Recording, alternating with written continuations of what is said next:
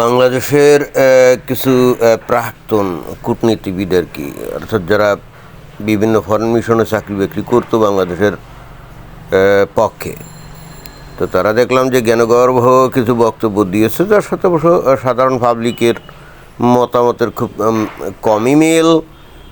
এবং তারা মনে হয় যে বাংলাদেশের মানুষের হৃদয়ের কথা খুব একটা বেশি হৃদয়ঙ্গম করতে পারছে মনে হয় না। কারণ ওই যে দেশের বাইরে বাইরে ঘুরতো, তো এই জন্যে দেশের মানুষের মনে কী আছে এটা কি তারা খুব ভালো করে বুঝছে। তো তারা বলতে চাচ্ছে যে অন্তর্বর্তীকালীন সরকার নাকি পায়ে পাড়া দিয়ে খামোখা ভারতের সাথে গণ্ডগোল গ্যাঞ্জাম করছে, এটাই বলতে চাচ্ছে। তো কি তারা হলে বললো আমরা একটু তাদের মুখ থেকেই শুনি, এবং তারপরে এর ওপরে নাতি দীর্ঘ একটা ভিডিও বানানো যাবে। সময় ভারতের সঙ্গে বৈরী সম্পর্কে জড়ানোর সমালোচনা করেন বক্তারা। না, তারা তো এই ধরনের সমালোচনা করবে, ভারতের সাথে যে বৈরী সম্পর্ক এর জন্য সমালোচনা করবে এই কারণে, কারণ তারা তো জীবনের অধিকাংশ সময় দেশের বাইরে বাইরে ঘুরতো, কাটাতো, তাই না? দেশের মানুষের হৃদয়ের কথা তারা কি হৃদয়ঙ্গম করছে, বোঝার চেষ্টা করছে না করেনি?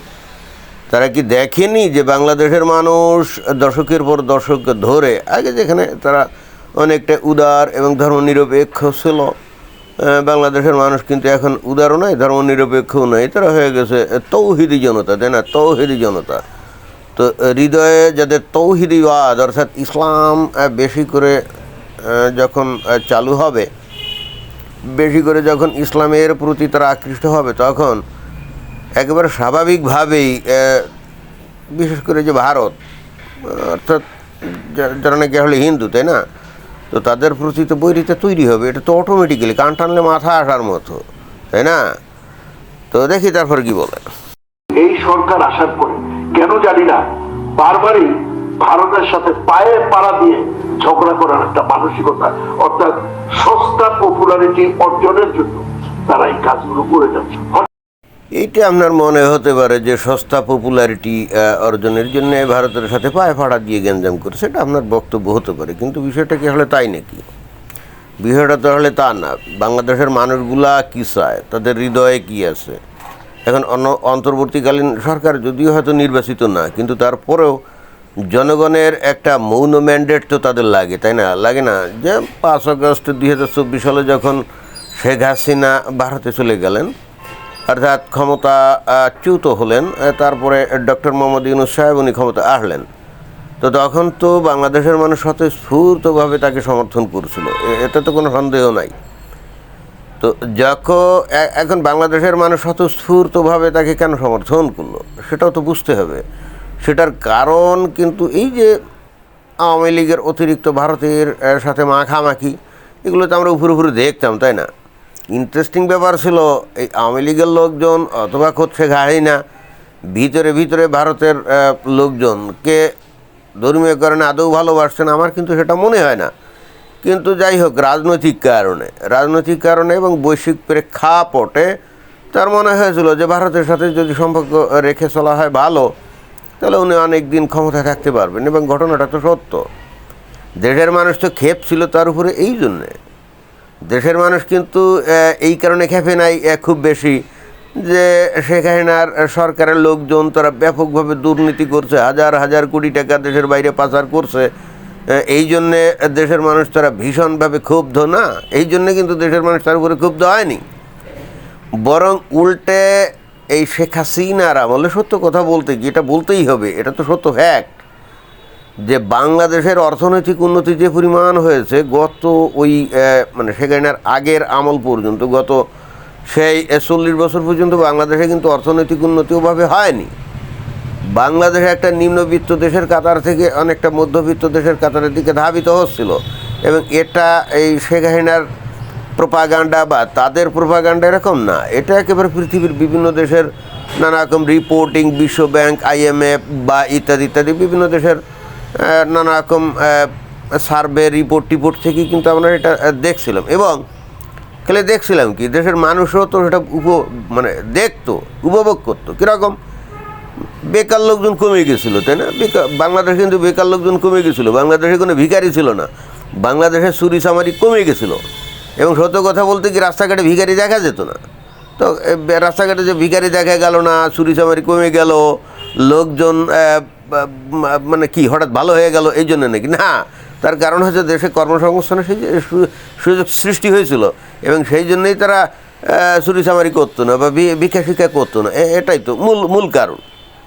অর্থাৎ শেখ হাসিনা সর্বাত্মক চেষ্টা উনি করেছিলেন দেশের কিন্তু মানুষের ভাগ্যের উন্নয়ন করার জন্যে। তো এই জন্যে বাংলাদেশের মানুষ তার প্রতি কৃতজ্ঞ হওয়ার কথা না, তার প্রতি সমর্থন থাকার কথা না, কিন্তু তা থাকলো না কেন? তা থাকলো না কেন? একটাই মাত্র কারণ, সেটা হলো ভারতের সাথে তার অতিরিক্ত মাখামাখি এবং প্রকাশ্যে, তাই না, যেটা বাংলাদেশের মানুষ কোনোভাবেই মেনে নিতে পারে নাই। কেন মেনে নিতে পারে নাই? কারণ Sheikh Hasina at the same time আরও একটা কাজ করছিলেন। উনি দেশের অর্থনৈতিক উন্নতি উনি করছিলেন, এটা যেমন ঠিক, তেমনি বাংলাদেশের মানুষের মধ্যে ইসলামের প্রতি যে আকর্ষণ বা ইসলামকে প্রচার এবং প্রতিষ্ঠার জন্যেও উনি একেবারে সরকারি অর্থ প্রচুর ব্যবহৃত করেছিলেন, তাই না? এবং তখন যে বিরোধী দল যেগুলো ছিল, তাই না, বিরোধী দল তারা প্রকাশ্যে তেমন মিছিল মিটিং এগুলো কিছুই করতে পারতো না, করতে গেলে নানা রকম ঝইঝামেলার মধ্যে পড়ে যেত। বাট গোটা বাংলাদেশ ব্যাপী একেবারে চষে বেরিয়েছে কারা? হুজুররা। তারা একেবারে প্রকাশ্যভাবে তারা কিন্তু সরকারের সমালোচনা করত এবং তারা ইসলাম প্রচার করত এবং মানুষের মনে ইসলামের মূল বিধিবিধান এগুলো কিন্তু গেঁথে দিত। আর ইসলামের মূল বিধিবিধান কি? অমুসলিমের প্রতি কমপ্লিটলি একেবারে ঘৃণামূলক বিষয়টি, তাই না, যেগুলো কিন্তু এই যে কোরআন এবং হাদিসের পাতা আছে।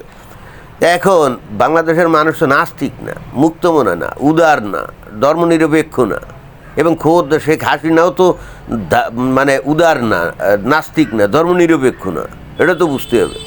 এবং এই কারণে উনি দেশের মানুষকে আরও বেশি ধার্মিক করছিলেন এবং মনে করছিলেন যে দেশের মানুষ তাহলে কী করবে, বাড়ি আর মসজিদ আর কাজ কাম এগুলো নিয়ে ব্যস্ত থাকবে। কিন্তু উনি কোশ্চেন কালেও বুঝতে পারেন নাই যে ইসলাম আসলে কোনো ধর্ম না। ইসলাম যে আসলে কোনো ধর্ম না, এইটা হুজুররা হাজার বার বললেও সেই কারণে কিন্তু সেটা বুঝতে পারে নাই। এইখানে তার জ্ঞানের সীমাবদ্ধতা।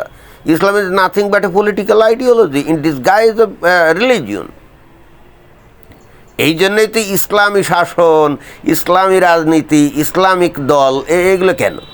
এগুলো এই কারণে যে ইসলামে যে কিভাবে রাষ্ট্র চলবে, কিভাবে সমাজ চলবে, কিভাবে আইন কানুন চলবে, কিভাবে ব্যবসা বাণিজ্য অর্থনৈতিক কর্মকাণ্ড চলবে, সবই তো ইসলামের অধিভুক্ত, তাই না? তো এগুলো সব কি রাজনৈতিক কর্মকাণ্ড না?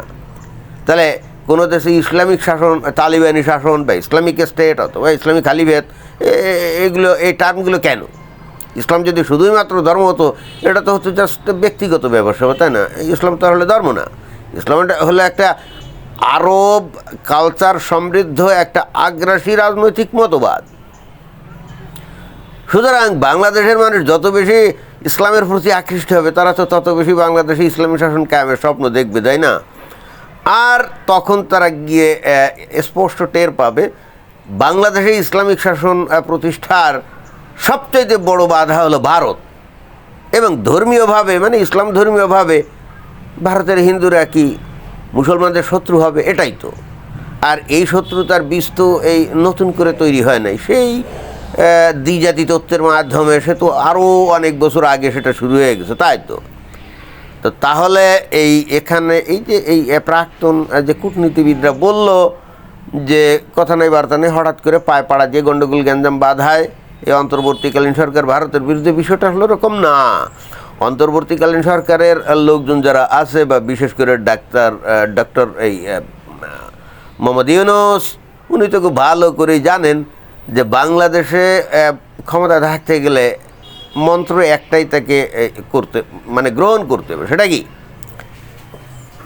দেশ থেকে যত অর্থ লুটপাট হয় হোক, এতে তো কিছু যায় না, পাবলিক এগুলোতে কিছু মনে করবে না, এবং বস্তুত ঘটছেও তাই, তাই না? গত 16 বছরে আওয়ামী লীগ সরকারের লোকজন যতটা না বাংলাদেশ থেকে ধন সম্পদ বাইরে পাচার করছে, তার থেকে অনেক বেশি নাকি পাচার হয়েছে এই গত 1.5 বছরে। এর জন্যে বাংলাদেশের লোকজন যে ডক্টর মোহাম্মদ ইউনূসের প্রতি অখুশি, তা কিন্তু না। অখুশি হতো যদি ভারতের সাথে মাখামাখি করতো। অর্থাৎ বাংলাদেশের মানুষের হৃদয়ে ভারতের প্রতি যে ভয়ঙ্কর রকমভাবে বিদ্বেষ ঘৃণা, ডক্টর মোহাম্মদ ইউনূস এটা একেবারে সুন্দরভাবে বুঝতে পারছেন এবং সেই হেতু ওইটাই নিয়ে কথাবার্তা বলছেন। এবং এই হেতু ভারতের যেহেতু ভারতের সাথে কোনো বন্ধুত্ব হবে না, ভারতের ওরা হিন্দু, ওরা মুশরিক, অর্থাৎ ওদের দেশে ক্রিকেট খেলতেও পাঠানো যাবে না। এবং বস্তুত ক্রিকেট মানে কি, ক্রিকেট হারাম জিনিস। তো এইটা আসলে শুরু বাংলাদেশের এই ক্রিকেট, এই যে এই ভারতে খেলতে যাওয়া হবে না মানে কি, মানে হলো আস্তে আস্তে বাংলাদেশ থেকে ক্রিকেটকে উচ্ছেদ করে দেওয়া। এবং সেটাই হওয়া উচিত, তাই না? ইসলাম তাই দাবি করে না যে আপনি ইসলাম পালন করবেন আবার অ্যাট দ্য সেম টাইম হারাম কাজ করবেন, তা তো হয় না। আসলে এই অবসরপ্রাপ্ত এই সমস্ত কূটনীতিবিদদের জ্ঞানের সীমাবদ্ধতা আছে। তারা নিজেরা হয়তো ব্যক্তিগতভাবে একটু উদার ধর্মনিরপেক্ষ টেকে হতে পারে, ওই যে বাইরে বিদেশে চাকরি বাকরি করে আসছে না ওই জন্যে। কিন্তু ওরা মুষ্টিমের 2-4 জন লোকজন উদার আর গণতন্ত্র মনা বা ধর্মনিরপেক্ষ হলে হতেও পারে, বাট বাংলাদেশের লোকজনরা তো আর এখন সেরকম না। তারা এখন ধর্মোন্মাদ, তাই না? দেশে ইসলামী শাসন কায়েম করতে চায়। তো ভারত কি কখনো চাইবে যে তার দেশের পাশেই একটা মৌলবাদী ইসলামী সরকার তৈরি হোক এবং অতঃপর তারা প্রতিনিয়ত জিহাদের নামে তৌহিদি জনতা বৈধ অবৈধ নানা কায়দা ভারতে ঢুকে যাবে এবং নানা জায়গায় জিহাদি কার্যক্রম চালাবে? না, ভারত এটা চাইতেই পারে না। তো যাই হোক, ডক্টর মোহাম্মদ ইউনূস এটা জানে বলেই ওইটাকে অ্যাড্রেস করে মানুষের মনের মধ্যে যে ধর্মীয় যে ভাবটা এগুলো জাগিয়ে রাখে, কেন? যাতে করে আগামীতে সত্যিকার অর্থে একটা ইসলামী সরকার প্রতিষ্ঠিত হয়। আমার কাছে বিষয়টা এরকমই মনে হয়। তো ধন্যবাদ।